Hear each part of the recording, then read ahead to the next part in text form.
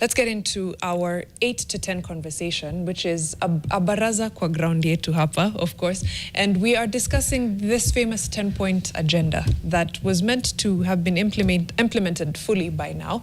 And we're doing a scorecard with leaders and young leaders from across the country and people who are politically active and just trying to figure out, do politicians have our best interest at heart, or do we somehow do like deal making for political expediency? Duty Boy will also be staying with us to get the perspective of a person who comes from a community that is yet to get full recognition, right, as a community in Kenya. People who are struggling to get papers, to get birth certificates, to get IDs, to get passports, and so on and so forth. And he'll be giving that perspective. So as we politic, the actual people who need some of these things in the 10-point agenda to be actualized, are they getting what they need? That's our conversation for the next 2 hours. We're joined by several people, including Mark Oko, Charity Waweru. We also have Abok with us, and Kinyanjui, as well as Evans Omayo. Omayo. Yes, correct. Elizabeth Wanjiko, Jerry Maina, and Duty Boy. All will be telling us their scorecard of the 10-point agenda, and we'll go through it point by point. Yes. So the issue here is that President William Ruto and the late Right Honorable Raila Odinga said this broad-based government that we formed needs to be anchored on something, on issues that we need to address as a matter of urgency, and they identified them, crystallized them into 10. We have had the conversation about the 10 points. The 10 points ranging from justice to economic empowerment, to opportunities for the youth, to inclusion and national inclusion for all, to looking back at our national debt situation, and all that. We have talked about the 10 several times here. Now, a committee that was established by the two, again, to just oversee the implementation, presented its report to the UDA and ODM Joint Parliamentary Group meeting. Yes. Earlier this week on Tuesday. The question that then emerged was, were they honest on their assessment? That question was partially answered the following day by a faction of ODM leaders who came and Azimio leaders who came to say, actually, no, if you look at this thing, nothing has been done. Yeah. Nothing has been done. So it's always a point of debate. Has it been done? Has it not been done? To what extent is it being done? I think we just even start from just asking, do we understand those 10 points, and do we even agree with them? As the youth that you're joining us this morning, first question is, do you know those 10 points, and do you agree with them? Do you actually see as if they mean anything? Start with you, Mark.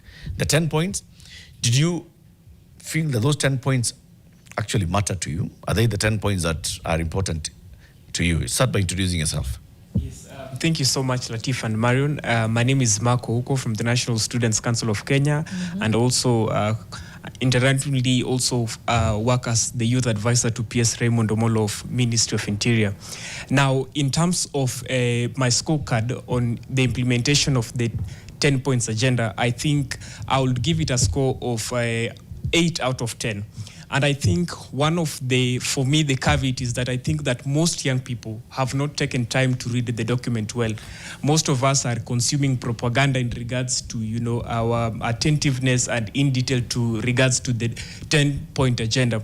If you look at the 10-point agenda without going into in detail of all the 10 points agenda, some of the most outstanding things for me.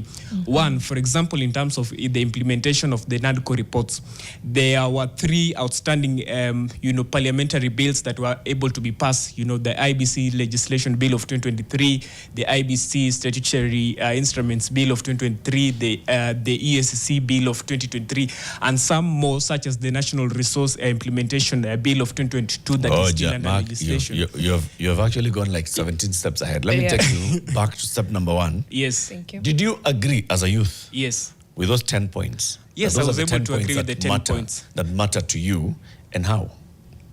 I did agree with the 10 points agenda, and to just speak those which I think fundamentally spoke in a very cohesive manner towards the issues that are affecting Kenyans. One, I will spoke about the implementation of the NADCO report. A second one will be in regards to the one strengthening devolution.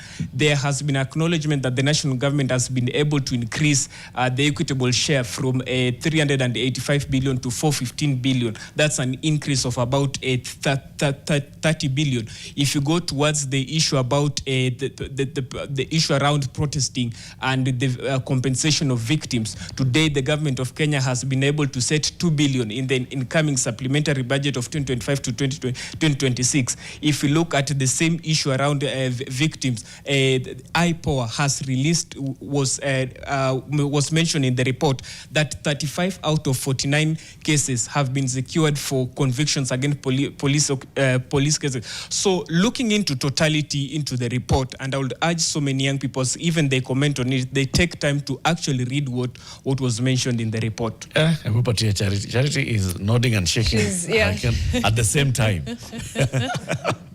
I'm just surprised that a youth can make such remarks on a regime that is killing its youths. Anyway, I am Charity Wawero, a teacher by profession, a young woman in politics, a civic educator on social media platforms. I go by Gen Z Buddy over there. And Latif has asked a very important question. As the youth, do you think it was necessary? I honestly think it wasn't. It is a replica of the Constitution. Everything that was there is in the Constitution already. If this government just upheld constitutionalism and the rule of law, the NADCO report would be null and void. The 10-point agenda would be useless. Atu kuzihitaji. Wangeshikilia tu hiyo katiba. The 2010 Constitution has everything in there.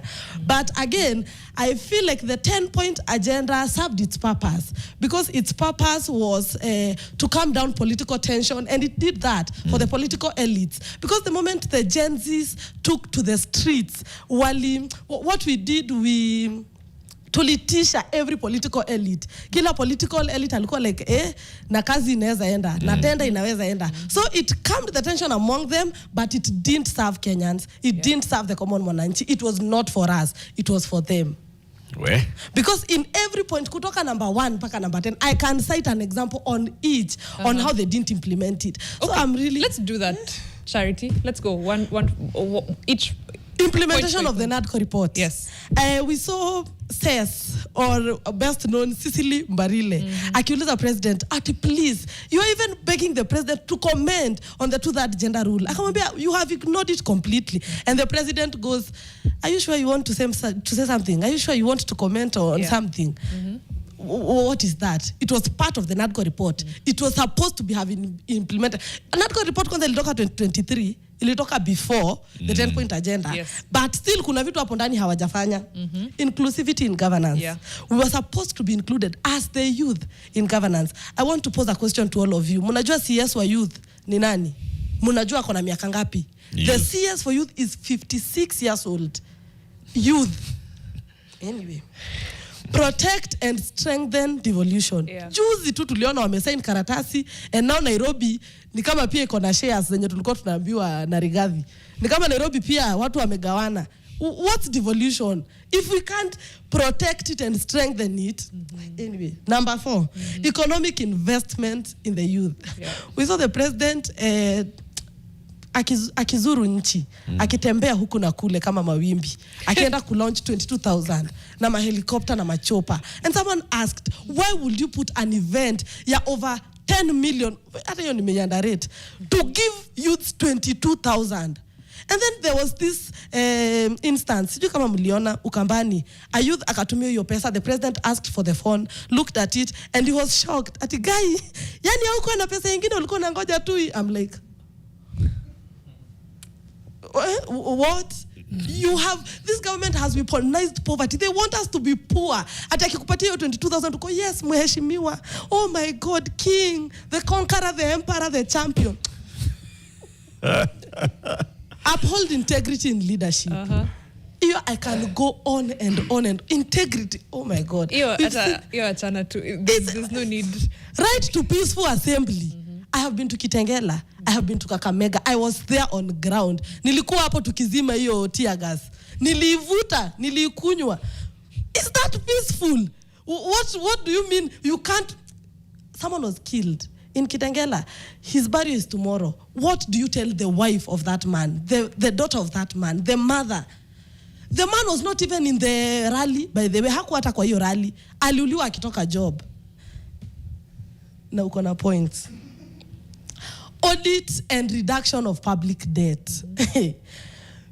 Where yesterday, is it juicy tulikuwa hiyo 10-point lies ya Linda Mwananchi.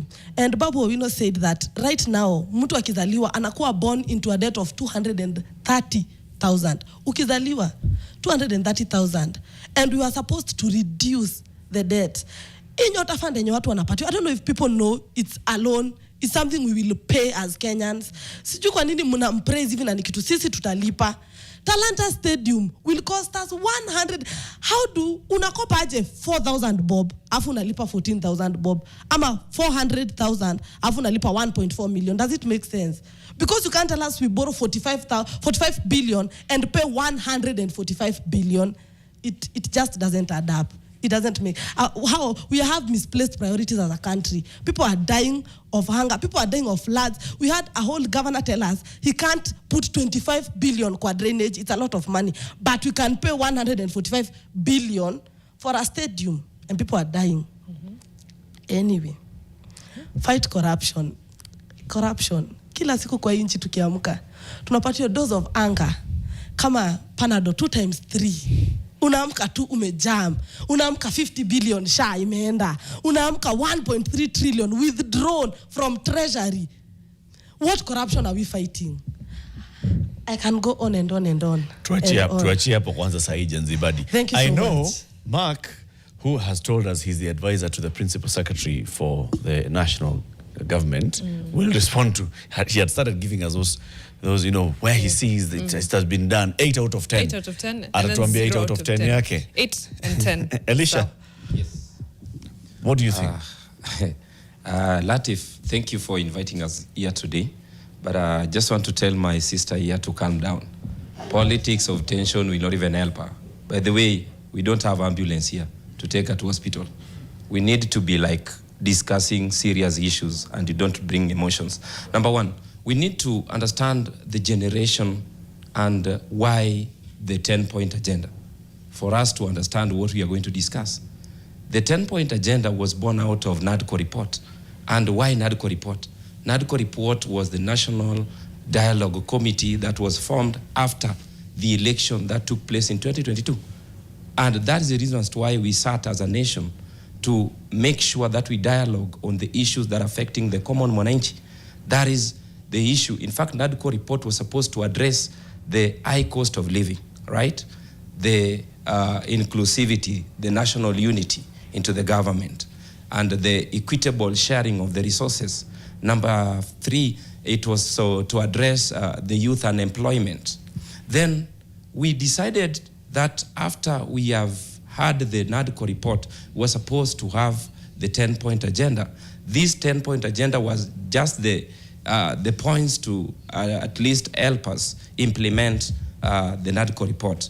Then, to me, I'm surprised that my sister here doesn't understand that the NADCO report is actually 80% implemented, right? Now, the reconstitution of the IBC was one of the issues that were supposed to be addressed in the NADCO report. Yeah. We were talking about the electoral reforms, and she is forgetting that we started Mandamano before them when we were addressing Isaac Hassan must go, electoral reforms. People were killed, and she's not talking about that. Then again, I've heard her talking about the national debt. We need to ask ourselves, Babu Owino told you that every child is being born with around 200 and something thousand to pay. Can we ask ourselves, was this 200 and this something debt that we are talking about today, was it the generation of William Samoei Ruto's regime? It started with the former regime, Kenyatta. It came to Kibaki. It came to Uhuru Kenyatta. In fact, President Ruto is only in office with only 3 years. How much has he accrued as the national debt? About 3 trillion. Yes. And can we compare it with the previous? What are we comparing? And again, the 10-point agenda does not Yes. say to compare the debt borrowed by this I'm just administration with educating my previous. sister. No. It says We're all reduce- educated on this, Yes. Elisha. Yeah. The 10-point agenda, the 10-point agenda talks about Yes. reviewing the debt. Let's actually see the wording for it is on public debt. Yes. Audit We audit and reduce. and reduce our public debt. Elisha, has it been audited? What I'm telling Does you, it say? we are in the process of implementing the NADCO and the 10-point agenda. Yeah. And in the audit of the public debt, I think if you see the measures that have been put, recently President Ruto signed to law the NIF. You see, these are the ways to manage our debts because we not be borrowing. What is an audit, Elisha? Audit is we are going to check that how many debts we borrowed from even the first regime to the current regime. Has that happened? And I Has think that happened? it is happening. No. It is happening. Okay. It is happening. In what framework? You see, Latif, we need to be realistic with facts. Do you think moment- Ruto and Raila were realistic They were. to put it here and say audit and reduce the public debt? Were they being realistic or? Latif, currently the public debt under William Samoei Ruto has been reduced from the moment. No, we need not to we need to lie. We need to be factual. Yes, I we are agree. factual. And we We are factual. debt has gone up. Yesterday, the front page of the Daily Nation was Yes. quite literally that our national debt has hit 12 trillion shillings, up 3 trillion shillings from the time William Ruto came into power. Walk me through how that's a reduction. Now, can I ask you something? You see, when we are writing stories, where do we get the sources of information? The office from Treasury, from And- the office of the Attorney General, Auditor General, And from how the factual Controller. are those information How, to you? how factual is Treasury and the office of the Auditor General Are and you the sure Controller? that the information came from the Treasury office? Yes. What's your We need information? also to be factual. What's- when what- we are what- reporting and when we are talking about What is your fact, Elijah? the fact is, we need to give the current regime time No, because no. That's not a fact. Latif, That's not a fact. Latif. What is the fact with regards to auditing the national debt?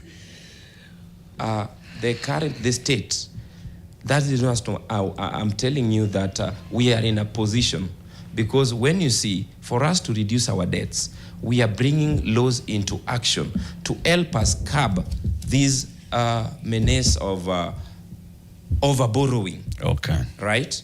And when you see there is an act in parliament to help us with the public procurement process, these are the ways on the way we are going to reduce the public debt. Okay. Let's Number take a break. 2. Elisha? Yes. We need to take a break and then we come back. And Thank you. we will come back and hear from you, but first we'll hear from Kinyongo, from Evans, and from the ladies and gentlemen at the back. It's 8:30. We are having a youth baraza this morning where we want to understand the youth perspective on the 10-point agenda report presented the other day to the parliamentary group of ODM and UDA MPs. There's been a whole conversation around it, but from the youth perspective, were these points really relevant to the youth? And has there been any attempt at implementing these 10 points? We'll be back shortly.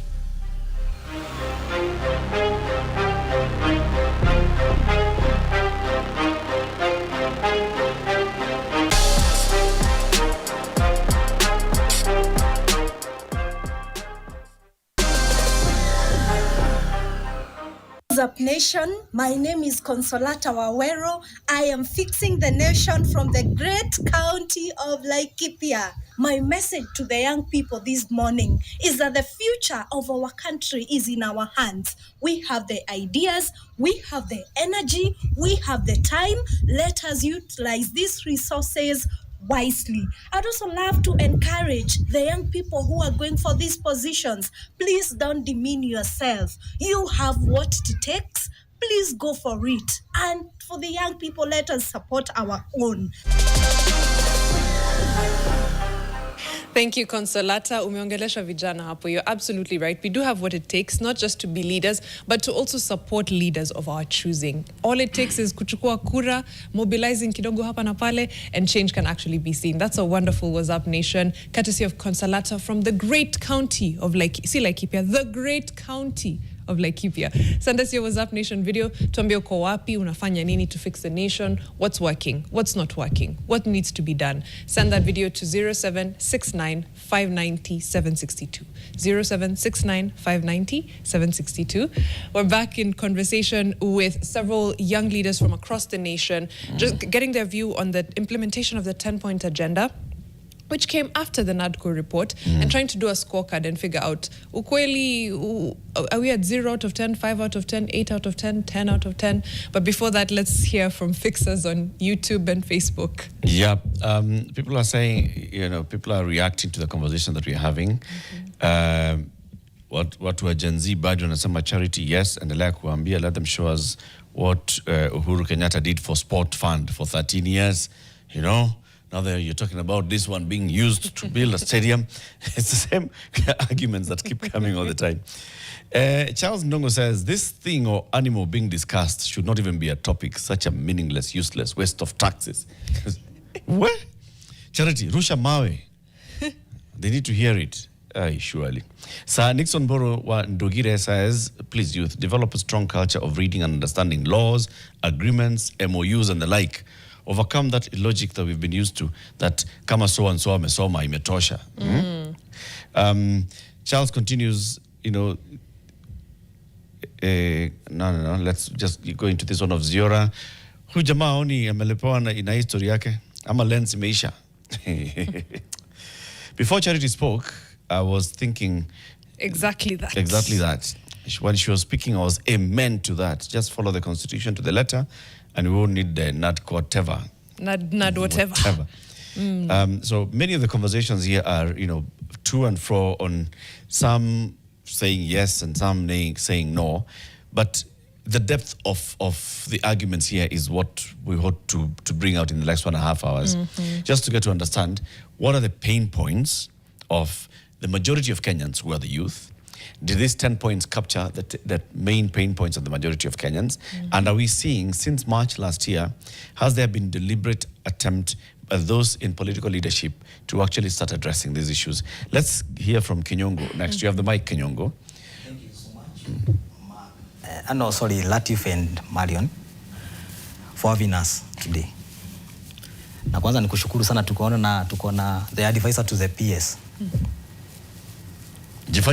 Introduce kwanza Kinyongo vizuri. Oh well, I'm Kinyongo Mesheke from bunge la mwananchi Jacaranda. Na nimeambiwa niwasalimia by the way. I'm from Gilaro constituency that we are hail from.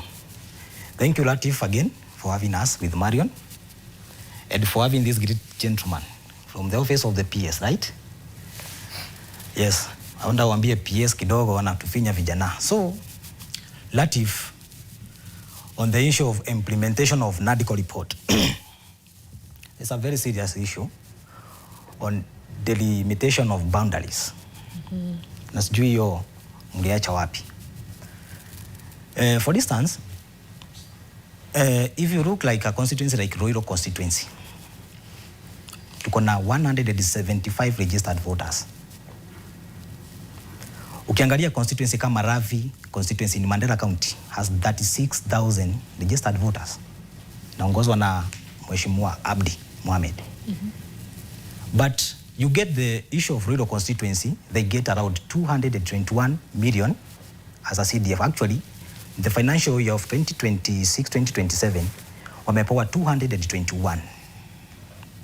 On the other hand, the issue of Lafi constituency in Mandera County, they are getting 192. And this is some of the issues tumeambiwa washa discuss, now they are trying to implement. That is unfairness.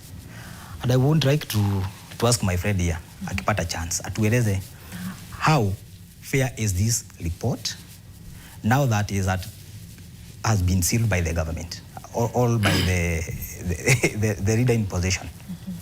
Because that if tukuja hapa kudanganyana, the unfairness in this country is brought up by this messy. Sasa hiyo wameanza kutuambia pia hata sisi vijana tuko na nyota fund. My friend Latif and Marion, sasa hiyo ukinipea 22, wanapewa 22,000, right? Mimi kama mtu mmoja uniambia niende niweke business ama niweke biashara with 22,000. Actually that sijalipa rent because a structure of 10 by 6 is around 6,500 with a deposit. Sija stock, and yet you want mimi ni kubeg with a peanuts. So the issue of 10-point agenda, when the commentator has just said, it's a hot air. It should never be discussed. Actually, ni kama kutupanguza majozi na mikono iko na pilipili. So what should we be discussing then? We should be discussing issue-based. Like, wanatuambia, one of the big point here is the review of national debts. But unfortunately, the office, which hakuna of the deputy president, at the Bibia, the Kithure Kindiki, is using 44 million. Yenye hatujui imetoka wapi. Sasa ukiangalia State House, wameanza kuadjust their budget. Hawajakuja pale bunge to review hii accountability na hii pesa mali inatoka. So tukiangalia the issue, tunaangalia tunadengewa stadium hapa. The expensive stadium we have in the whole of this world. And mnakuja hapa tuambia we are discussing issues which are business to them. Sai hata mnakera zaidi. Mnatukera mkituambia we are discussing issues zenye hata mimi nikiangalia si za mwananchi wa kawaida. Lakini Kinyongo, like, among the issues that you're raising, we're talking about proper implementation of the Constitution, inclusivity in all spheres of public life. You talked about, the distribution of people, constituencies and resources, protecting and strengthening devolution. You've talked about it. You're talking about protecting the livelihoods of the youth. When you saw Nyota, that's a 10-point issue. When you say, let's not discuss these 10 points, let's discuss other points. You're discussing the same thing, Kanyongo. Yeah. No. Basically, what we are saying is, Latif, the issues here have been discussed by this report. Si issue ya kudiscussiwa ati kesho, alafu we get the result tomorrow. Actually, hii ni popular decision made by selfish leaders who want to make us fools. My friend, sahi tuko na shida pesa ya last year ya kupelekwa kwa counties. Katika hii report wanatuambia last year they got around 521 billion. They want to have an increase of 35 billion, zifike 547 billion. Hii pesa kwanza is the first place. Are they sure watakuwa nazo? Na kama ziko, how sure are they will be dispersed on time? That is our question. Number two, as I discussed about the Nyota Fund. Nyota Fund is a grant from the World Bank to the youth. Actually, the actual amount yenye inafaa kwenda kwa a single youth is 50,000. 50,000. Yet, these people are giving 22,000. So my question is, this fund wanatuambia ni za kufanya kitu inaitwa incubation of business. Number two, 50,000 ni World Bank ndio wamesema pesa ya 50,000. The actual amount that to be dispersed should be 50,000. According to the World Bank. Yes. But these people are giving us 22,000. Hiyo ingine wanapeleka wapi? Atujui. That is the question. Latif, number two, a youth in Kenya is 18 to 35 years. But unapata hapa, tunapata youth from 18 to 28. Anatuambia wanaongezea the disability to 35. Latif, that is the question we should be discussing. Umeona program ya World Bank, the agreement signed with the government? Well, this Latif, the money was disbursed by the World Bank. Have you seen as a grant, right? To be disbursed to the youth of the country. Kenya. Yes. How much amount should one single youth get? Okay. Latif, 50,000. Why are they disbursing? This is according to what you've seen. Yes. Okay. Okay. This is what you've seen from the documents from the World Bank. Yes. No, not from the government. Latif, The World Bank. Not. The actual amount to be disbursed. Let us be factual. Yes. From the website of World Bank. E50 natuambia, from the documents that you've seen from the World Bank, right, it should be 50,000. 50,000. Yes.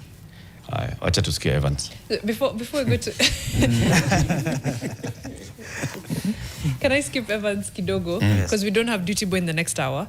So I just want to hear from him before we go into the next hour. Okay.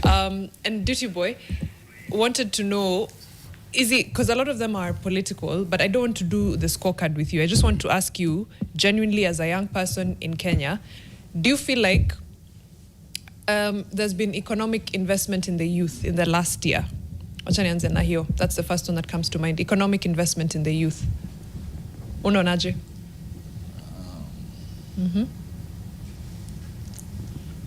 Okay, like literally me siwezi nikasema siko into politics but as like a youth in Kenya nimekuwa tu nikiobserve vitu zenye zinafanyika and the struggles zenye zimekuwa to the youth. Sa jumi like I'm a student na still nimetoka in the ghetto slums.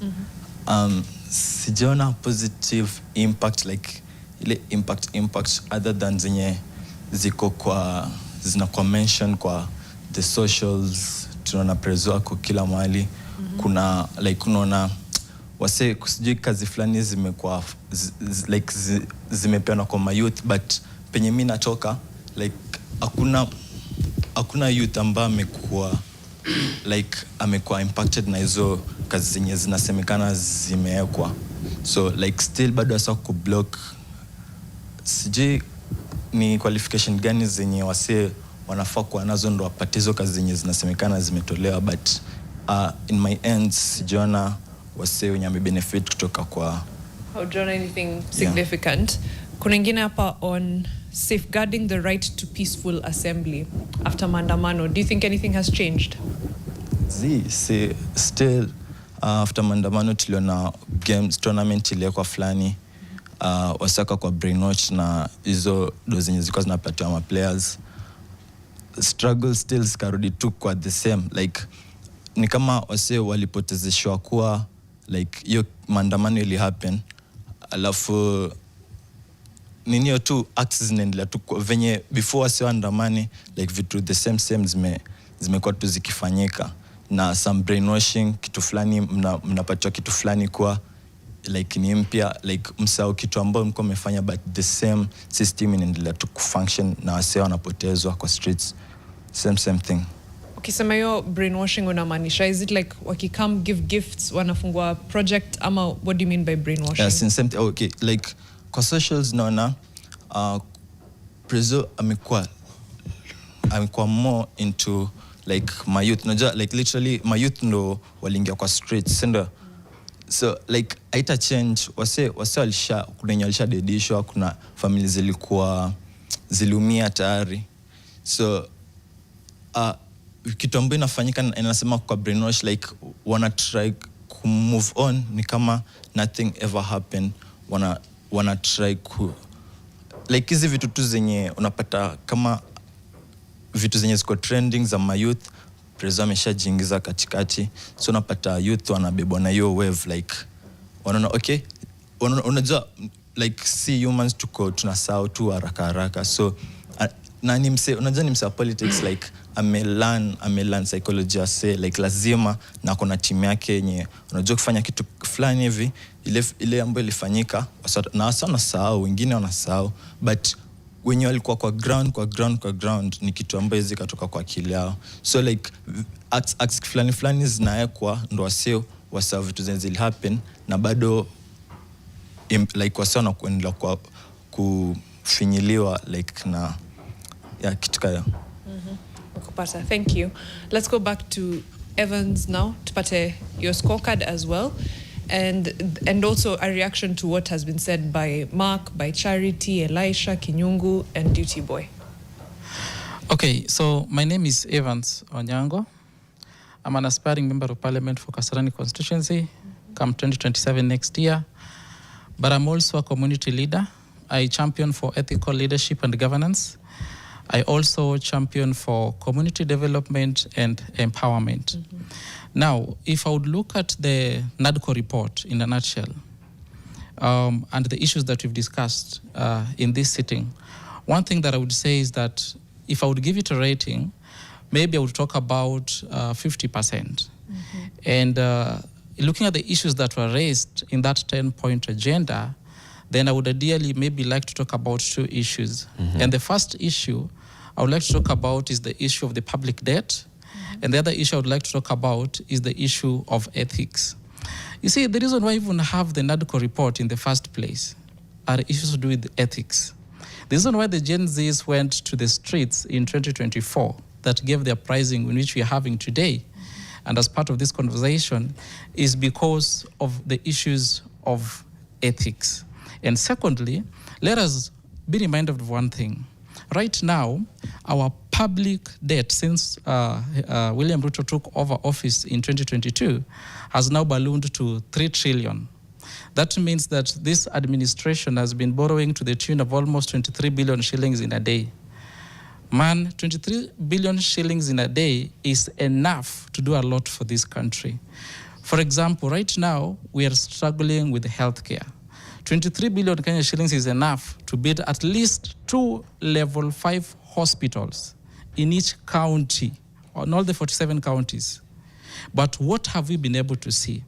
If the government is borrowing to the tune of 97 million shillings per hour, which translates to about 27,000 Kenya shillings per second, what has been the benefit of that particular resource? But what we need to understand is that we drew the budget of the 2025-2026 financial year. And in this particular budget, we said that we are going to do 4.2 trillion. And out of this 4.2 trillion, majority of that 4.2 trillion was going to repay debts. So as Kenyans, first of all, we need to understand that the reason why we are where we are is because, number one, we are submerged in debt.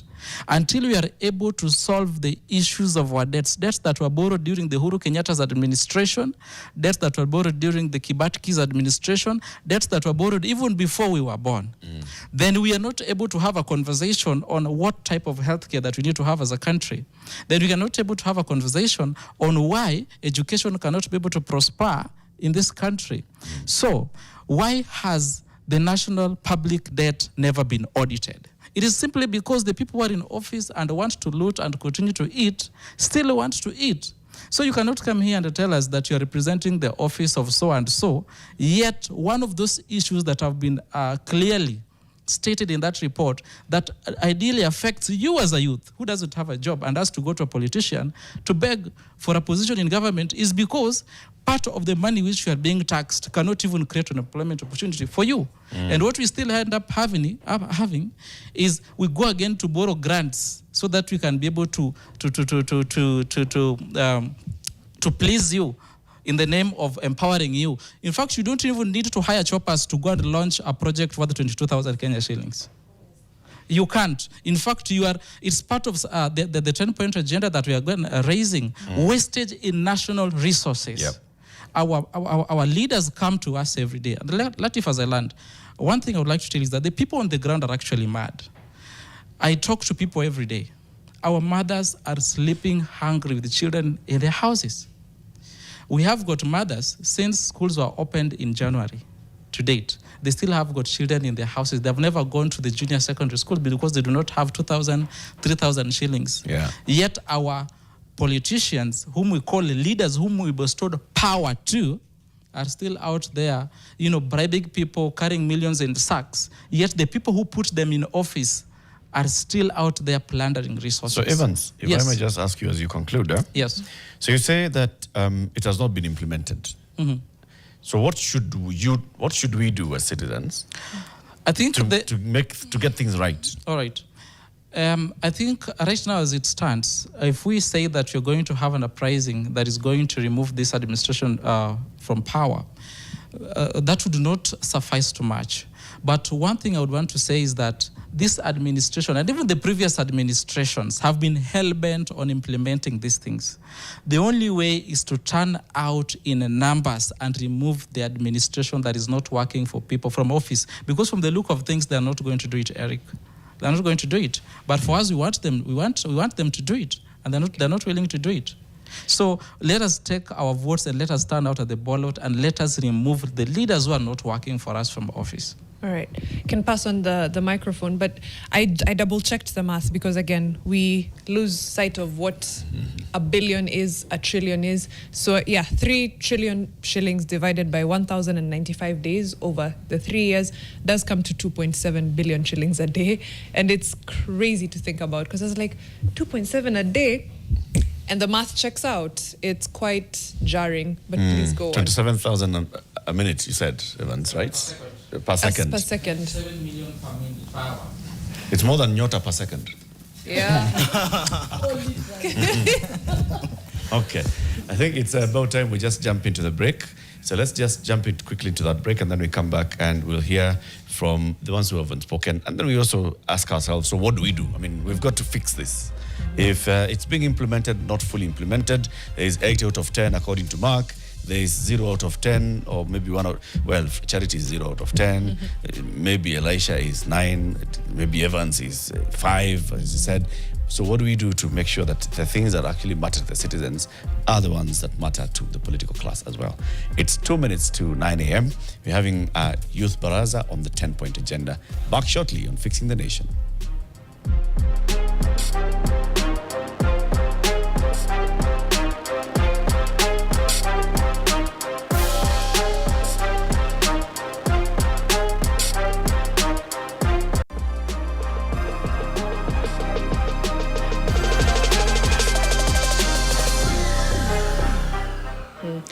Welcome to the final hour of Fixing the Nation. We are live on Nation FM, on NTV, on YouTube, on Facebook, anywhere with a broadcast or internet signal. Let's get into our news fix for the hour.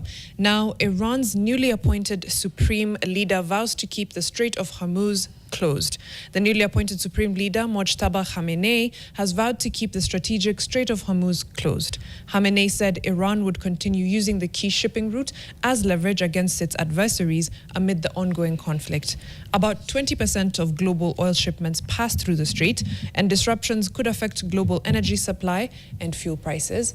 I think they already have affected global oil supply and fuel prices. As usual, today is the 13th, so tomorrow night expect to see 14th into the 15th, 15th into the 16th. 14th into 15th. 14th into the 15th. Expect to see a review from EPRA as far as our oil prices are concerned. However, this one should not have a change in prices. Why? The oil that we're discussing now was brought into the country and bought into the country before this war escalated. True. So the only thing that could maybe even affect the landed cost would maybe be 1 or 2 shipments that maybe arrived later, affected by travel or something.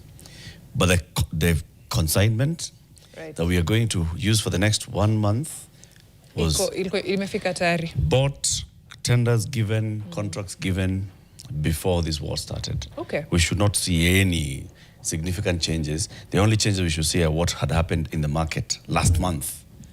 Hope so. Yeah. Fingers crossed. Last month. Very many comments on all our social media platforms on what people are saying. Kelvin Bogwa says, next time invite us to discuss matters politics as youths of this country. Politics controls the well-being of a country. Yes, Calvin, get in touch with us. We'd like to get your number. We can call you. We like having this conversation with all our fixers. You're one of them. I continues to say politics controls everything. Siasa mbaya, maisha mbaya. You should invite us. Please, utakuja. Robert Maina, we have people who have decided to bury their heads in the sand. Okay. Technology, some youth get distracted after getting into the current regime, forgetting their roles as young generation. Charles Ndongo, the reason why I strongly feel this 10-point agenda should not even be discussed is because we all know nothing will come out of it. Why give time to something that will not happen? It doesn't make sense to Charles. He's like, na waste time ya nini hapa?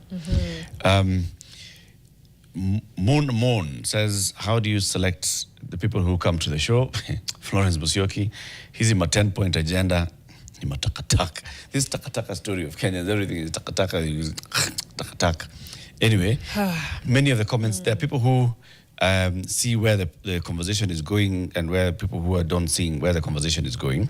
Let's continue hearing from the people who we have in the room, and you can also just continue engaging us on your social media platforms and focus even as you engage on the social media platform. Okay, the question we're asking is, Are these 10 points the 10 points that are important to you? And if they are, looking back in the last 1 year, has any of them been implemented? Is any of them being addressed? Let's focus on that. Let's not focus on the people in the room. You are in the room as well. What is your view on it? Joshua Gitenge has the mic now. Let's hear from you, Joshua. All right. I'll reintroduce myself. My name is Joshua Gitenge, student leader and a youth leader at Safina Party. Now, my scorecard for the 10-point agenda, I don't know where I should be looking at. This side. Yeah, my scorecard would be a staggering D+. And I think Mwalimu here can verify that for me. The regime should see Mwalimu in the staff room, as a matter of fact. But let me quantify that. I'll start by focusing on matters to do with protest. Now, under the 10-point agenda, the government is supposed to guarantee this right to express ourselves. But countless times, and as Mwalimu has reiterated, is that even in Kakamega, even in Kitengela, people had to die. Senseless deaths. Senseless deaths. But still, we want to award ourselves marks that we've actually performed very well, as our brother from the government is trying to prove to us. Now, I'll also move on to matters to do with debt. We're supposed to audit our national debt for some reason now. And I'm seeing the government is beginning to get a bit clever with regards to this 10-point agenda. These are things at Safina Party we've been singing every day. And we can see how these things are playing out. See how the SGR was inflated. It's very clear who is to gain. See this, what's this thing called? The instant fine systems that have been implemented on the roads. If you look behind it, you see an interconnected web of people in the state. So really, if we try to audit the national debt, these guys are going to implicate themselves. And I don't think they're willing to do that. I don't think they even want to do that. I'll proceed and check on what we call an audit of our human rights status. Because, of course, this entire report was born out of matters to do with NADCO and matters to do with our protest when we went to the streets in 2024. Now, focus on this. We did not go to the streets to demand for the implementation of NADCO. We did not go to the streets to ask for a position of the Prime Minister, what is it called? Cabinet Secretary? Whatever it's called, man. We didn't go to get that position.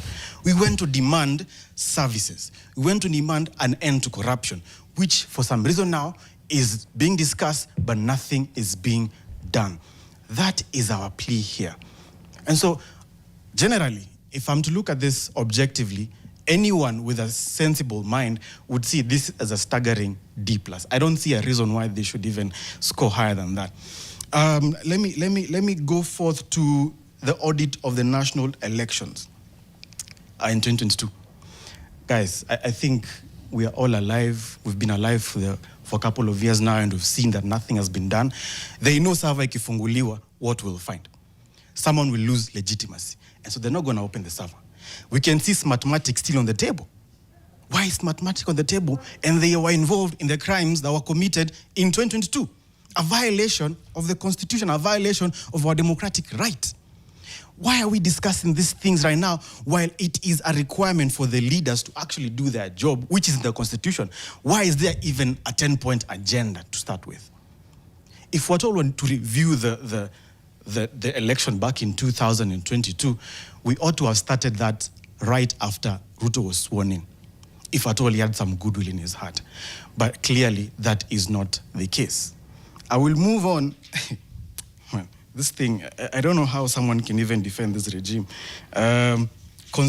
So, leadership and integrity. Let me actually dive into this a bit. The government purports to be appointing people who are fulfilling Chapter 6 of the Constitution. But if you look keenly at these individuals in government, some of them have past criminal records. George Saitoti was not mad calling these people in Parliament, naming them, bravely so, in front of them, calling them criminals, which is what they are. So really, if the government is supposed to appoint people who uphold integrity, a bunch of the people in government will not be in office. If you look at how people are being appointed to state corporations, they are from a specific ethnic group. You can see a consistent pattern. I mean, anyone with a reasonable brain can see it. I don't see why anyone could come here and tell us that they are performing well. Look at the focus of the government right now. It's shifted from Mount Kenya. Now we're focusing on the Lake region because of what? Interest. So where is this equitable representation of the people of Kenya that they purport to be including in the 10-point agenda? Okay. Thanks, Joshua. Let's hear from Njoki. Njoki Mane, give us an introduction and your score of the 10-point agenda. Jerry. My name is Jerry Maina, a woman representative aspirant from Murang'a County. And my score would be maybe 1. 1. Because even the chairperson who is heading the 10-point agenda and all that, I think Agnes Zani, says they cannot even audit how far they have gone with the report. That's the chairperson. And someone here is saying that they are at 50 and they are fully implemented for some. So I would say this is a subject to political instructions. And it is open that these people just want to have political interest. This is not the interest of the common mwananchi. And as we can see, this 10-point agenda should be scrapped to a political coalition because this is what it is. It is a political coalition hidden in a 10-point agenda. So these people should, because they're not implementing anything, they should come out, say that Raila Odinga left us, may his soul rest in peace, but can we come out, have a coalition between UDA and this Orange Democratic Movement and forge forward? Because if we are static on one thing, this is a way of making people stuck on the same issue, but there is nothing that will be implemented even in March come 2027. So what are we supposed to fix? Scrap it, make sure that you focus on the key issues because these are elected leaders. They're supposed to be working for the people. But what we can see, they are focusing, people like Gladys Wanga is now focusing, going all over the country, trying to have some meetings to give people the report. So can these leaders work for the people, implement the constitution, as someone said, and uphold the rule of the law? Thank you. Thank you. Elizabeth. Thank you so much. My name is Elizabeth Wanjiku from Kibra. And I'm UDA chair in Kibra sub-county. And for that, what I can say, there's a goodwill. As much as the fact that we are talking about it today, there's a goodwill, and everybody now, the nation is discussing about the 10-point agenda. The things that we are handling or talking about, they did not start yesterday. They have deep roots. And you cannot uproot it in a single just conversation, or you have to go deep, as in lazima watu wazungumzie. Na kitambo ungezungumzia. But wakati umefika tunazungumzia. Mimi naweza sema the president and also the ODMs, the ODM and UDA, they have tried even coming up with the 10-point agenda. We know where we came from. There was protest about the finance bill. The fact that he listened and even did not pass the finance bill, it means there is a will of listening so that we can, Kenya, we know, tusidanganyane, Kenya, mizizi yenye mekwa, even it is run by cartels, hata kwa maji, chini pale, hata kwa soko ndio upatiwe mzigo kutoka wapi, lazima ukujua, unajua who is who. So there is, haimaanishi ati sasa mtu mmoja atakuja na nini. We have to go step by step, and I'm happy today we are headed somewhere. If you talk about mambo na youth fund, we cannot tell youth ati sasa usiende kuchukua hiyo kwa sababu nyota fund. Hiyo nyota fund usiende kuchukua. Mimi am an example. We used to apply for the KIOP. We never got it. But now the president anaenda anaonyesha hiko. Sini kweli? Ame-launch in every county. Hiyo kitambo tulikuwa tunasikia kama fununu. But sai inaonekana. Sini kweli? Usiseme 22 years ianza mahali. Inaweza anzia mahali. Sisi as pale Kibra, we started a group with the 12K. And today we have a membership of 1,000. It's only a change of your mind. The idea is not about the money. You have to have the idea drives the money, not the money to drive. So usiseme inafaa kuwa 50, inafaa kuwa at least kuna mahali tunaanzia. Sini kweli? Kweli. Yes, kuna mahali tunaanzia, na kila mwamba ngoma ukiangalia Kenya saa hii anavutia kwake.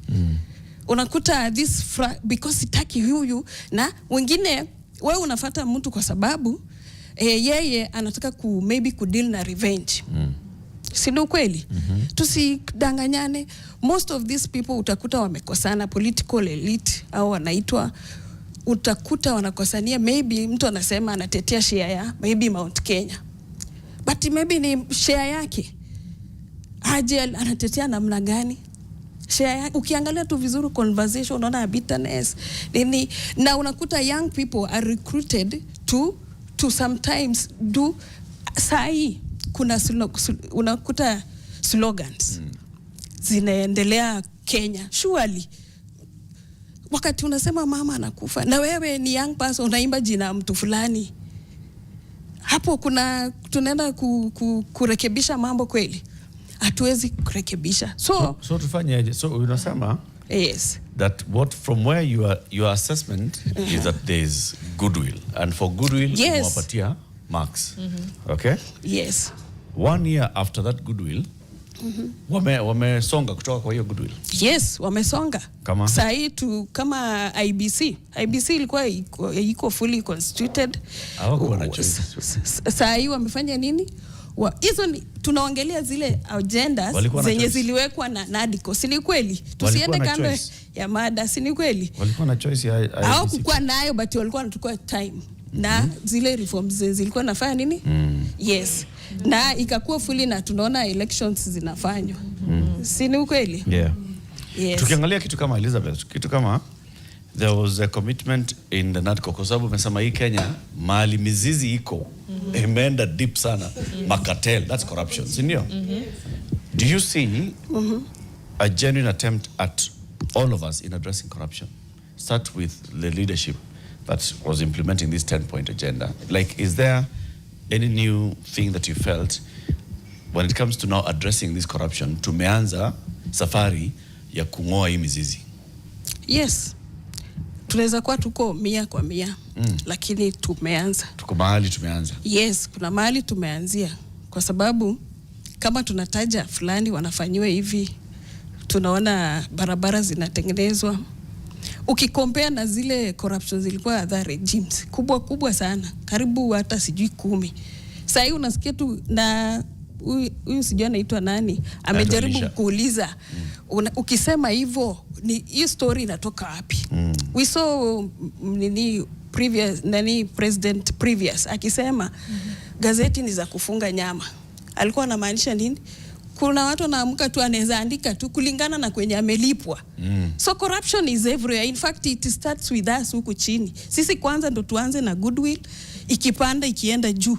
But kama sisi tutakuwa corrupt hapa chini, unachagua pia wewe mtu corrupt, unajua kabisa hao legislators wenye wanaongea saa hii wanafaa kutable bills kwa bunge. Kwa nini akuje kukuongelesha mwananchi ati hapana, hiyo tena agenda ni bure kabisa? Lakini yeye asemi naenda kwa bunge kunini bill kama hii tupitishe, kama ni education anasema kuna fulani, mimi naona wabunge mwingine anasema kwake ni free education. So corruption is not ni wakisikia watu hiyo NCG ikue fully. Juu kama sahi mama anakosa food juu mtoto anafaa ende form 1 ana hiyo pesa, na unakuta kuna mahali shule ni free, na kwa kwingine kwa tena agenda wamediscuss about hiyo inclusivity, equitability, isinde hivyo. Okay. Inafaa kufanya nini? Kuran table education ikue free. Si maana kutuambia huko ni free, huko si free. Kwani Kenya ni 3 ama ni ngapi? Yes. It's a good question. Yeah. And ata tukiingia on education tunaweza kaa hapo for even an hour, but let's tusongeshe the conversation now to the fixes, because clearly the room is split, but by and large there's a lot from this 10-point agenda that has not been implemented. So now where do we move from here? Mark Nono Meshashika Mike. Mark, I'm going to ask you, let's be very frank with one another. Are you sticking to your 8 out of 10 realistically before we get into the fixes? And I'm asking you again to be frank, not as someone who works in a PS's office, just as Mark. Thank you so much, Marion, for that question. Now, you know, I am very disappointed, partly because of the discussion going here has not been based on what is actually in the document, and has been based largely from a lot of abstract opinions from out there, and has not been clearly on what has been particularly detailed on that document. And I would urge my friends like Charity to take time and read particularly this document, because from what I've seen, they have not read this doc. If you would have read, I would have seen you mentioning things that are in detail of that. But going to your question, I will remain to say my view is that I still rank it at 8 out of 10. The reason why the 2 is out of there. Now, the first one, whether you are supporting this government or not, one major concern for all of us as Kenyans is this issue around debt.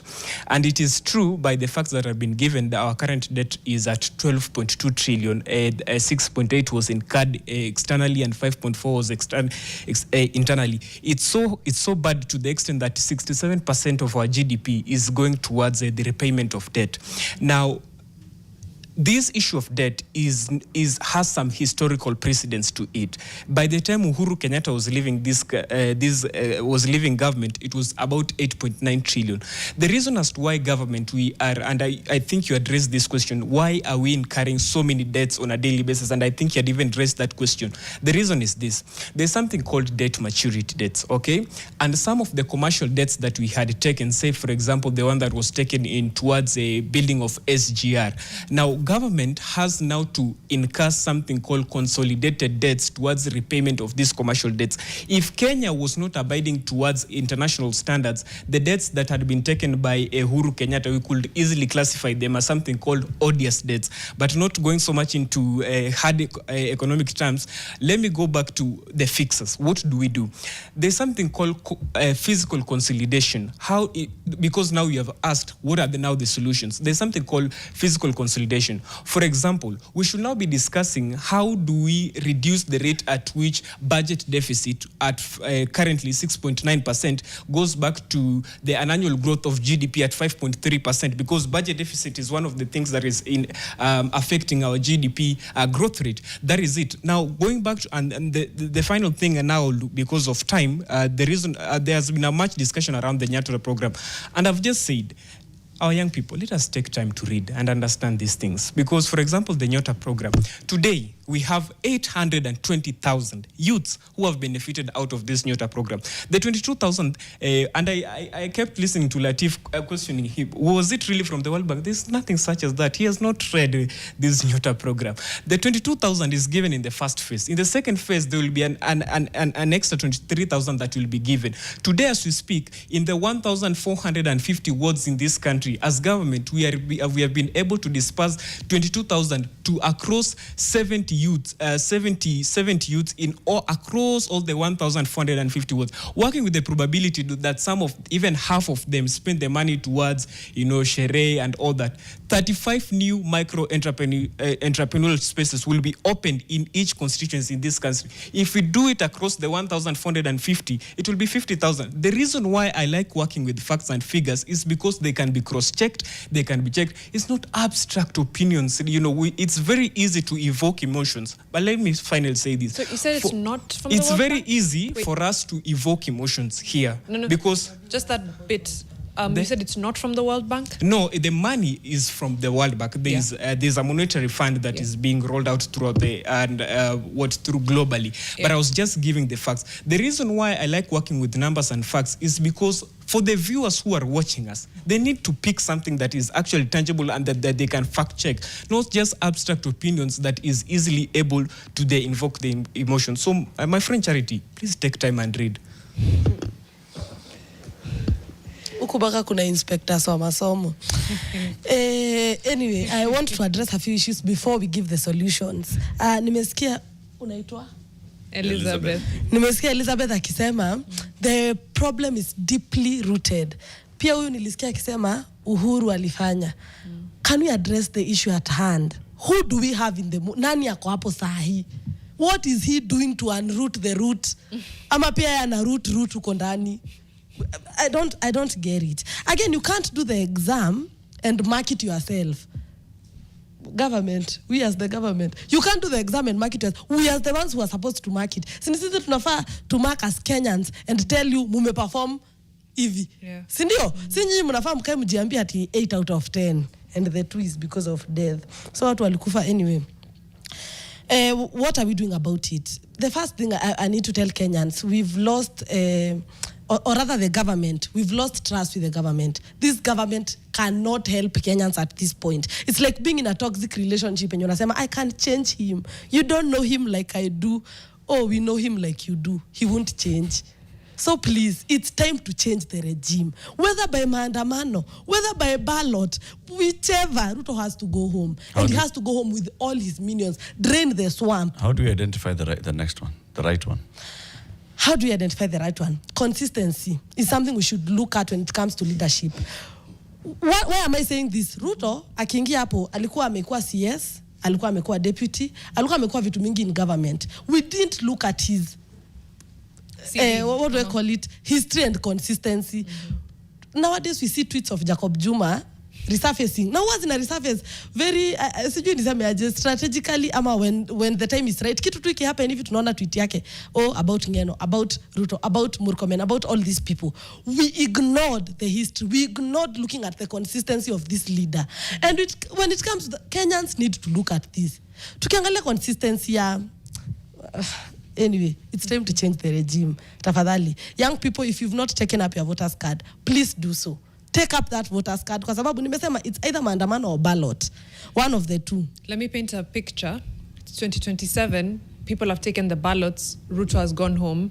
But 60% of parliament has come back. That's why I've said drain the swamp. It's from head to toe. Look, unajua, I've realized Kenyans hawajasoma the role of an MCA, the role of a senator, the role of a... Niliona a girl juzi on Citizen akisema at Senator Sifuna has failed because he has not delivered on sanitary pads. And you wonder... It's absurd. We need to educate ourselves on these things. An MCA is as powerful as a president when it comes to that word. Angalia, an MP is as powerful. The MP is the one who oversees the president. Kuna mtu alikuwa anasema, in case tufanye 2027 elections and Ruto goes, let me now paint a picture. Ruto goes back. But 60% of parliament is young people who are vigilant and know what they have gone there to do. We can impeach the guy in 1 week and he will go home. Or make him work. That's the point. Or oversee him and make him work. So, either way, the government needs to go home. One time. Elisha kona mic yake. Oh, okay. Okay. Let me just give a scorecard to the 10-point agenda. I will give it 9 out of 10. Why? Because of the things revolving around it. Number one, we can see economic reforms that has been there.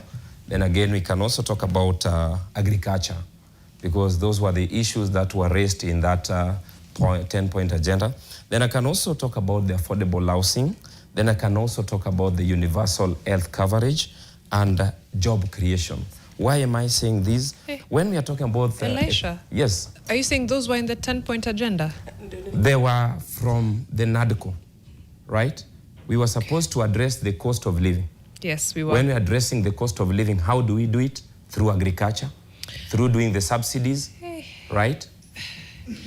Hey, my brother, you're reaching, but... kutetea serikali ni No, just a moment. You had your time.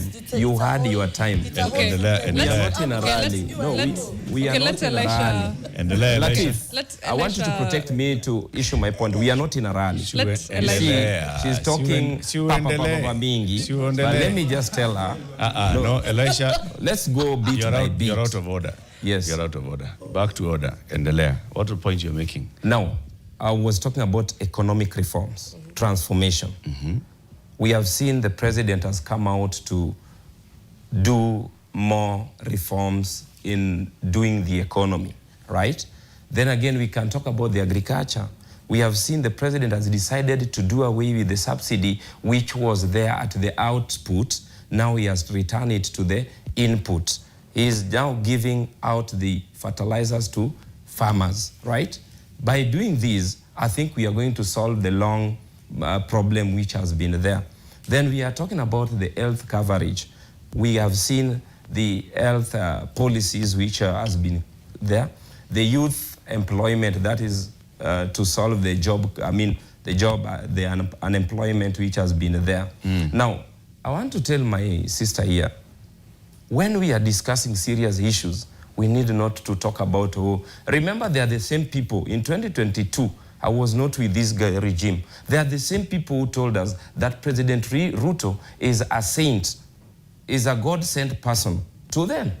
When former president told them, my candidate is Raila Odinga, they told us President Ruto. Which same What people? has changed now? That is the question Elisha, we need. Elisha, you are all over the place. Let's stick. Just a moment. Let's stick. I'm expecting to hear you say, first of all, why you give the 10-point implementation of the 10-point agenda 9 out of 10. Yeah. All right? Yes. Show us which 9 have been implemented, and then tell us this one that's left, what do we need to do? You know, everybody needs to give us the fix. Now, let me give you. Number one, it was supposed to address the electoral injustices. We are now having IBC into the office, which was not there. Number two, it was supposed to address the national unity. Remember, the former regime, it was like, let's mix with this tribe, we form a government, we take it all. President Ruto has decided to bring all Kenyans across board. Today, if you check the cabinet, it a bit comprised of every tribe in it. Even if you check the IBC chair today, it is coming from Turkana, which were not even seen in the previous regimes. That's just a moment. I'm talking about the national unity which was there in the 10-point agenda. Then we are talking about... So we are now more inclusive. Yes, we are. We are more inclusive today than we were before. We are. Next point. Latif, let me tell you something. Next point. It has been believed in Kenya that if a certain community is not in government, then that is not a government. No. Right? Number two, just a moment. You will answer me. Just put them down.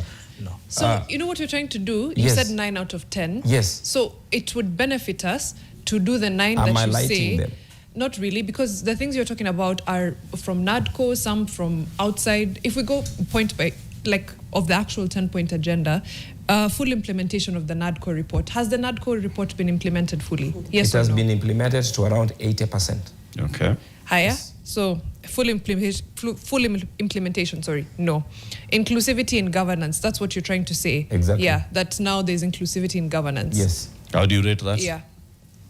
80%, that is the 70%? point. Was the percentage of inclusivity. Yeah. It is about 70%. Okay. Yes. Next point. Protect and strengthen devolution. Now, to protect and strengthen devolution, I think you had even previously the billions are being sent to counties. Some governors are looting it, right? Then we are putting EACC into place to track this billion before we send it. And I want also to tell my sister here, they were talking before about we send it to the counties. Yes. EACC is investigating before the money is sent to the counties. Can I tell you something? How do we send more billions to counties if we cannot audit the previous billions that have been stolen? Accounts have always been audited. Like the Auditor General audits counties, audits national government every year, year on year, quarter on quarter. If the auditor has done it, we understand that the auditor herself has given out that there are some counties that have spent millions in just entertainment. True. Right? Yeah. They have left the project that is supposed to be done. Elisha, so for us to add them more funds. Have there been more greater efforts to defend and promote devolution since March last year? Yes, no? To me, it is a yes. Okay. Yes. Economic investment in the youth. Economic investment in the youth. We are talking about the Nyota funds. Okay. And I heard them saying, my sister here, that not my sister, I'm sorry, my brother here, that Nyota fund is not that important to the youth. Let me tell you something. This is the only fund that has been brought into, it has been brought.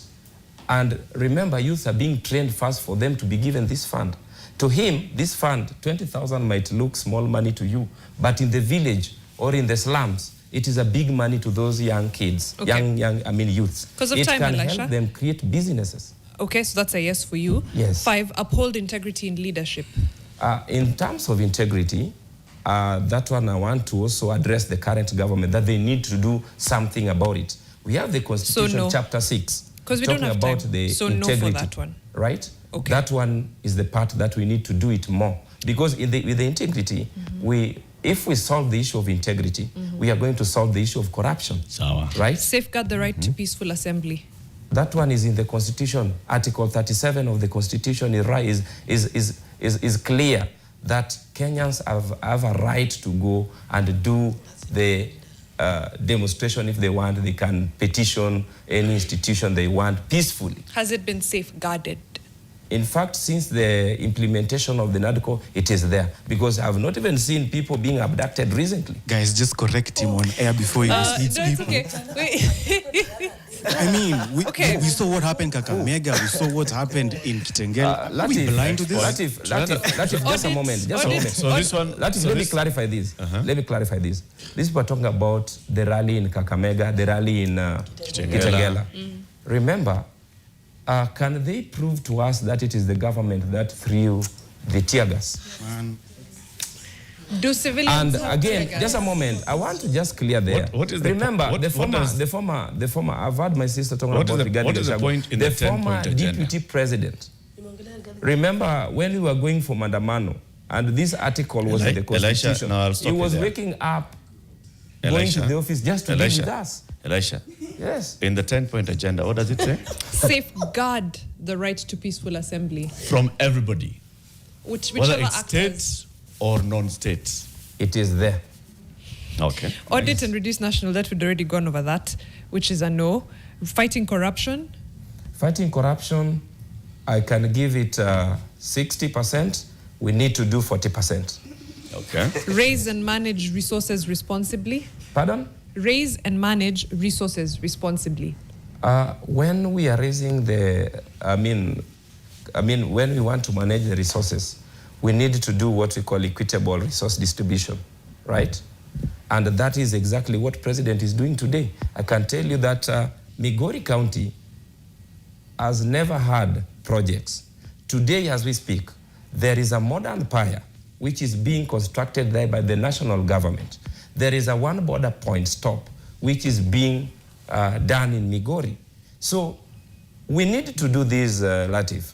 We need not to say that if these projects are not coming to our county, then the resources are not being distributed equally. Remember, in this country, there are some regions that have not seen tarmac roads since independence. By the Ruto's regime, now they have seen the tarmac roads. I can give you. Last one, it's okay. Last one, protect the sovereignty of the people. The sovereignty of the people. Those are the reasons as to why I said it is 80% done. The part of 20%, it is integrity, fighting corruption, and that one. Kinyongo?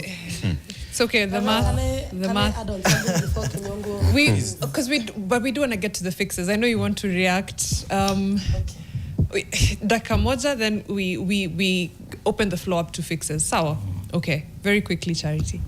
One thing I want to tell Kenyans, and I want to tell Elisha, nimeona hata watu kwa comments wanamjua. I want to tell him, we need to do away with the at least mentality when it comes to leaders. We need to do away with at least tumepatia 22,000, hatuyuko zero. It is your right, you deserve even more. We need to do away with bare minimums when it comes to leadership. One thing I've realized with this regime, they'll create a problem, solve the problem, and expect us to clap for you. Hiyo IEBC tuliitisha online. Tulikuwa tunasema constitute IEBC. Walichelewesha. Sasa wameitengeneza wanataka kusema, oh my God, wow. We don't do that. It's our right. We elected you to serve us. I mean. Yeah. Latif, what did you do with the distribution of resources across the country? We need also to ask that, because we need not to lynch only President Ruto.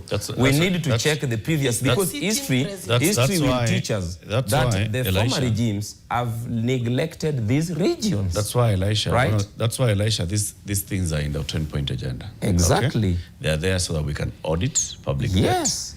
They are there so that we can say, let's better utilize our resources. Let's collect better. Let's utilize them better. It's because of a realization that we have not been doing that well. Okay? So it's not even, we don't even go back to asking what Uhuru and Ruto did for the last 10 years and what Ruto and Gachagua and Ruto and Kithure are doing now. That's not the issue. But let's hear from Kenya. Let me just clarify that your point. A minute, only seconds. You see, for us to solve an injustice, we can't solve an injustice instantly. We need to check why this injustice arose, right? So when we solve the previous, then we come to the current, then we check the future. Now, we need also to accept here that the former regimes, starting with the Uhuru's regime, Kibaki's regime, and the Kenyatta's regime, and the Moi's regime, they have done injustice to some parts of this country. I don't think with that's the an issue NADCO of report, debate. we are going to fix the injustices that were done. The past problems are what led to maandamano ya sufuria, are what led to maandamano finance bill, and previous maandamano. So there's no debate, or rather we have been doing badly. Okay? Kenyongo? Yes. Latif. Mimi nashangaa tukiongea are we in the same country? Tupeleke mbele sasa Kenyongo. Kwa sababu give us fixes. Latif, ukiangalia on the issue of resource management. It is very unfair that now that my brother can start on a national TV without the knowledge that the government is overspending the least resources we have. How comes a state house can be using around 20 million per day, Latif? You get? My point, how can an established office be using around 44 million? Juzi niliona wakienda meeting mahali venye my friend here amesema. Wanaenda na helicopter. And you are saying we are sailing in the same country. Latif, on a pinpoint. Taka kuambia, there is a very nice point here, which should be implemented immediately. Now, you actually is very unconstitutional. Right to assembly. As I said, I'm a member of Bunge la Mwananchi. Last week, one of our members, Pare Jacaranda, was abducted. The report has it. He was abducted by the office of the PS. So we are implementing an agenda which already the same group violating. How comes a CS is on public domain ati ametuma goons kwa hoteli? Tuliona hivyo juzi. And you are here claiming that the government is scoring 8%. Where? There is no 8% in this agenda. So, Latif. What's the way forward? The way forward, on the issue of resource management, kindly, let us stop this wasteful spending. That is the only issue. Hii mambo ya wastage, sasa ninaona hata wanapima pesa na kilo. Si umeona? Oscar Sudi alikuwa anapima na kg. When This guy is telling me 22,000 itanisaidia mimi kama mtu mmoja nitengeneze biashara yangu. Yet a single person is using. Another issue is a conflict of public interest. Interest. Watu unapata the same people, instead of engaging the youth tuokote kama takataka. Unasikia takataka inakotwa na a single person in the whole city. Instead of using this the same. My friend, still on the public management, we can still use a sustainable debt zenye tunachukua. Msikuja hapa with every claim at Uhuru alifanya. Yes, alifanya. What are you doing best to curb that issue? So, Mr. Latif, I can see hapa tunagonga tukigongwa. Kwa sababu wewe unatuambia ati Uhuru did. Umesikia ujamaa akituambia ati tuliwaambia. Yet, nyinyi mko hapo saa hii. What are you doing? Hatuwezi kuwa hapa na kila siku blame game. Mr. Elisha, go and tell the government to use what you call the budgetary discipline. Budgetary discipline is what we want, Mr. Latif. On the issue of abduction, let us stop this thing unless a person ako violent. Huyu jamaa alishikwa pale Jacaranda was very innocent, asking the PS in charge of interior, what are you doing to the youth? Jamaa alishikwa. Hata ni bahati ya Mungu, you saw that posted by the member of parliament was Babu Wino. So he has to speak. The guy is bedridden. Why? Okay. Asante.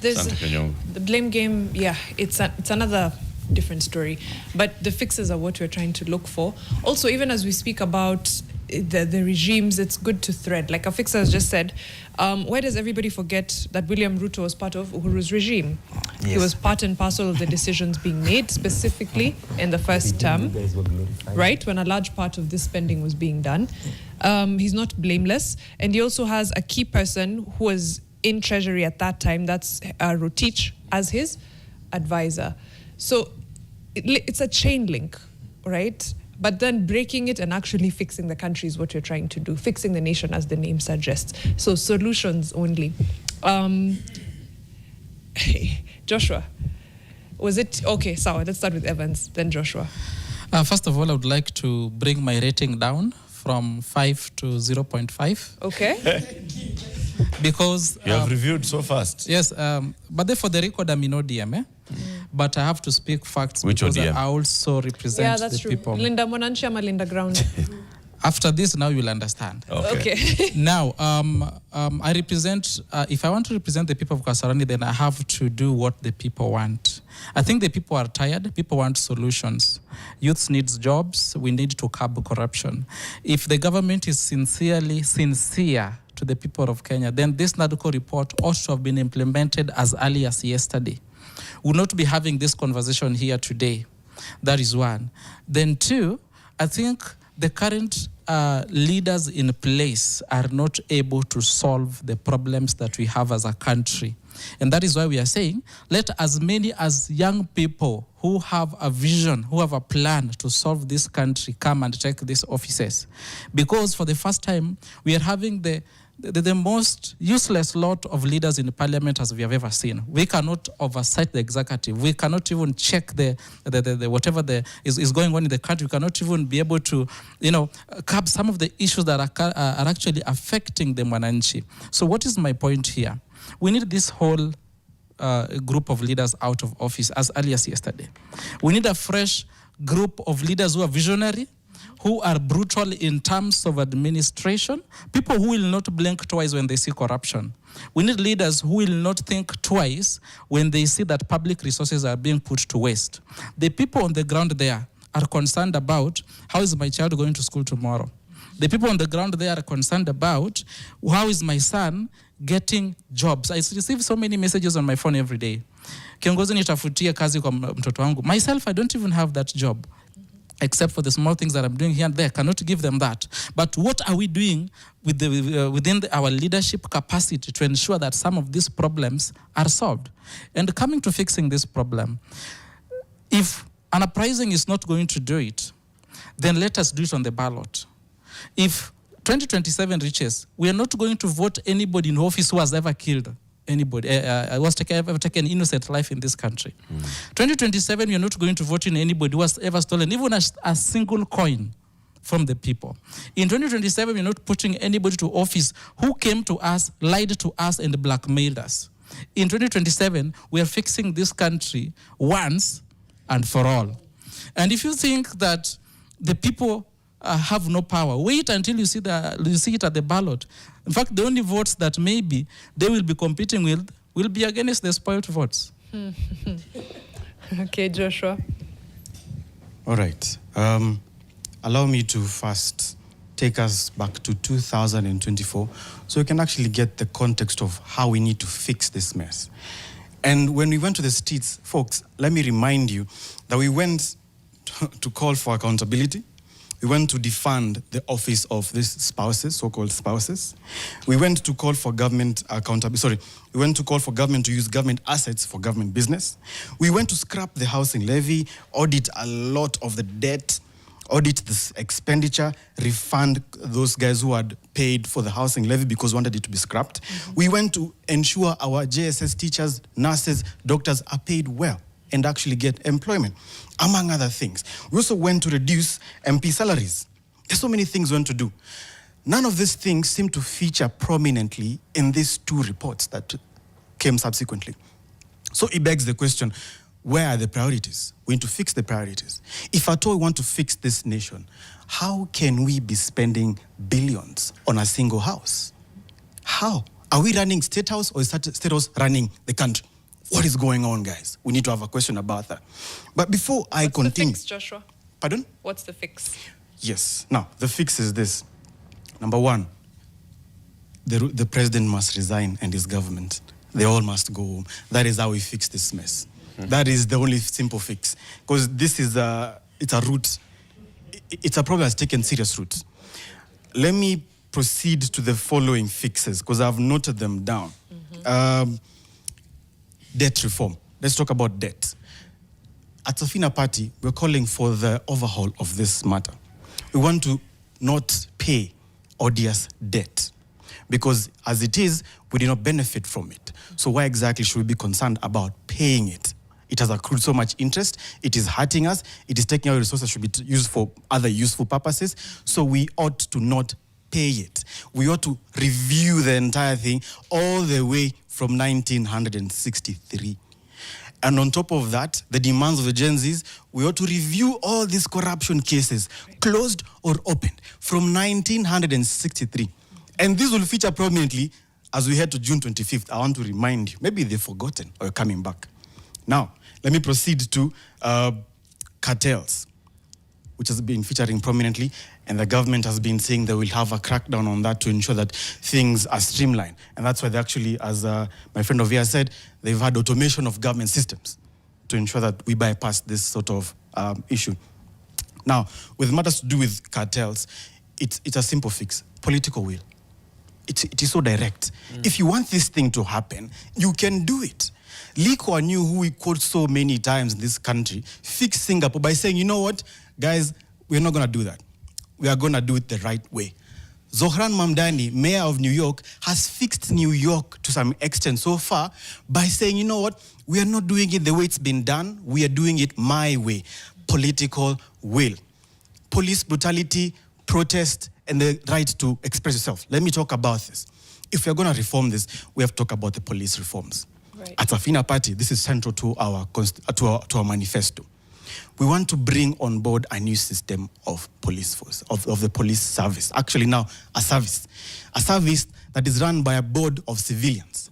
A service that elects a sheriff who is accountable to the people. You're not taking orders from State House or from wherever it's coming from to go to Kisumu, bypass so many police stations, go and pick Albert Ojwang, come and put him in Central Police Station so that the walls there can hit his head. We're not doing that. We're going to put that to an end, and that's why we are calling for police reforms. This is central to the guarding of our constitutional rights of expression. Thank you. I don't know if I should continue cooking, man. I have so much to cook. Because of time, let's hear from Jerry as well, and right. Elizabeth. Thank you.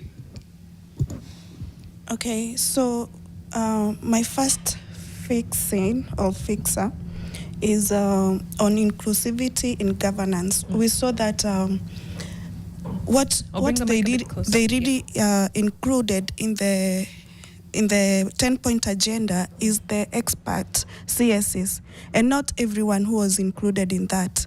So we as the people, we were not included. So meaning that it was for few people who are in government and who want to benefit from this point agenda. So what should be done? Everyone should be included. I hear someone say that in their region, there was no road since independence. That's why we have devolution. The government was brought closer to you people so that you can have such developments. Number 2, we have youth economic investment. Nyota Fund is not a solution, a long-term solution to the young people of this country. We have so many graduates who are unemployed, who do not know what to do next. Because number 1, the country does not allow any business to thrive in because of taxes. Number 2, if you are employed, you get a lot of deductions, so your pay slip is too low. And for 22,000 for you to start a business, I think that 2/3 of the amount will go to paying the licenses, the rent, and all that. So maybe you get 6,000. What stock can you get with 6,000? So can we have long-term solutions that can improve the well-being of the young people? And by this is by having proper mode of taxing young people, or rather businesses. Stop overtaxing these businesses so that young people can thrive. If you are not giving us employment, let us have businesses that will thrive in this economy. Right and peaceful assembly. This also included the compensation of the victims during the protest. The committee was formed, but there is no disbursement of these funds to give to these people. So meaning the committee was formed just for perception, for us to see, but there is no implementation that is being done to compensate these people. And if we compensate them, does it mean that we'll be killing people every now and then constituting a committee for us to be compensating them? Can we stop the killings? Can we stop the abductions? Because as the 10-point agenda states, there should be a freedom of assembly. So if you are giving us the freedom, stop these abductions and killings. For the debt management, just the other day we saw the infrastructure fund being an act of law right now. Mm-hmm. So are we managing the debt really if we are increasing every act now and then for borrowing? And for the government, yes, borrowing is okay, but can we see the developments that is happening with this money? We cannot trace a single one that has been done in the period of 3 years. Maybe the only thing that is visible is the Talanta Stadium that has taken much of our resources that we are going to repay, but without any benefit. It is just there to make the mwananchi struggle and pay debts that are not helping them. For the leadership and integrity, can we have institutions that are independent? The EACC, the IPOA. These institutions are not independent. They are being run by cartels. And it saddens me when I hear someone like Elizabeth saying cartels start from the bottom. Why are we allowing these cartels to be there? Why are we as young people, as the youth of this country, making this a norm? It is kawaida to have cartels. It is kawaida to support a certain person so that we can get in government and have something that we can show for ourselves and not for the interest of every Kenyan in this country. It is high time we change our mentality as young people. Can we get down there? Get rid of these cartels if you know them. Get rid of these corrupt people in these institutions, because the most corrupt corrupt institution in this country is EACC. Yet it is supposed to oversee these other institutions. If you don't have any amount of money to give to them, that's when you get arrested. But if you bribe them, they'll get you walk away freely. Yet you are one of the most corrupt people, and yet these people are the same people that we recycle during an election. Thanks, Jerry. And to my last point, yes, I would say that as Kenyans, let us seize the appetite of electing leaders that are bad. We have an appetite for electing bad leaders. We want people who are charismatic, not people who will give out the key agendas to help this country. As also the young people, let us take the voters card, let us take the ID to make sure that we elect sober leaders come 2027. Okay. Before Elizabeth comes in, we've got to just say goodbye to those who are listening to us on Nation FM, because the next show is about to start. This is Claudia Naisabwa and Brian Aseli on Vibe Shift. Vibe Shift, yes. Now, we will take on just to listen to Elizabeth for the next 5 minutes, and then we wind up as well as we cross over into a live broadcast that's coming up on NTV shortly. So those who are tuning to us on Nation FM, asante sana. Do have yourselves a lovely weekend. We will be with you on Monday, God willing. Elizabeth, Yes. what's your fix? Oh, my fix. Before that, I want to correct my friend here, Jerry, that I did not mean that it is supposed to be that way. I was just saying it is something that started long time ago, and it needs times to be fixed. And I started by saying it's good we are talking about this today. That is the start of the fix. That we are having this conversation to fix things that are ailing Kenyans. And they narrowed it down to 10-point agenda. You know, Mr. President, when he was elected, he had his own agendas, the plan. And now, before even he could start, we had the dispute of elections, isn't it? Now, there was Gen Z, there was opposition, and now there was the deputy person. You see? How will you operate in such a scenario? So he had to, it's like and if you look at the points, the 10 points agenda, they are all, what I can say, they are zimeshikanishwa na ile agenda anafaa fanye. But that's what the young people, maybe they are not understanding. Everybody anavuta na kwake. So what we are supposed to fix is, as a nation, let us not talk at each other. Let us talk to each other. We start from there, a conversation. Something that Baba, I feel a lot of pain talking about Baba, because I've never been in his side of politics because of what you are told. You are given a lot of fear. Oh, alisema Kikuyu watavaa kinyasa. So unakuta, yes, and that's what inaendelea saa hizi. Mutavalishwa nini fear, alafu you don't study. You don't get to study now what is the real issue. What is the real politics. Right. Apart from slogariani, sijui niko na nani. No. Me, I said as a person, I will not, you see, political parties, as I said, I am a UDA chair. But what am I doing as a UDA chair? Am I supposed to be running after President Uko, or I talk to my people on what are we supposed to do? Let us come up with the leaders, MCAs, MPs. These are at our finger. Tuko nao pale chini, sio huko juu. Huko juu itafiksiwa na kutokana na huku chini. The education we want.